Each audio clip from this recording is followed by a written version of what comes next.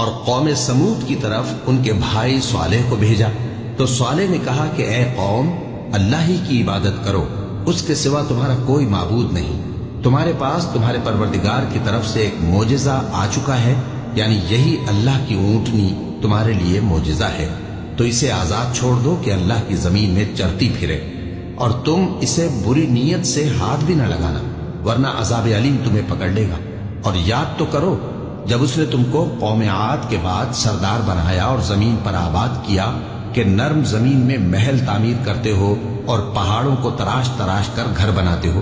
پس اللہ کی نعمتوں کو یاد کرو اور زمین میں فساد نہ کرتے پھرو۔ تو ان کی قوم میں سردار لوگ جو تکبر کرتے تھے، غریب لوگوں سے جو ان میں سے ایمان لے آئے تھے، کہنے لگے،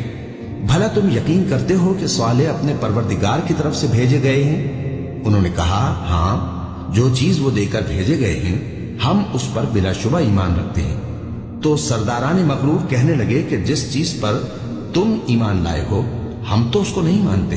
آخر انہوں نے اس اونٹنی کو مار ڈالا اور اپنے پروردگار کے حکم سے سرکشی کی، اور کہنے لگے کہ صالح، جس چیز سے تم ہمیں ڈراتے تھے، اگر تم اللہ کے پیغمبر ہو تو اسے ہم پر لے آؤ۔ پس ان کو زلزلے نے آ پکڑا، سو وہ اپنے گھروں میں اوندھے پڑے رہ گئے۔ پھر صالح ان سے نا امید ہو کر پھرے اور کہا کہ میری قوم، میں نے تم کو اللہ کا پیغام پہنچا دیا اور تمہاری خیر خواہی کی، مگر تم ایسے ہو کہ خیر خواہوں کو دوست ہی نہیں رکھتے۔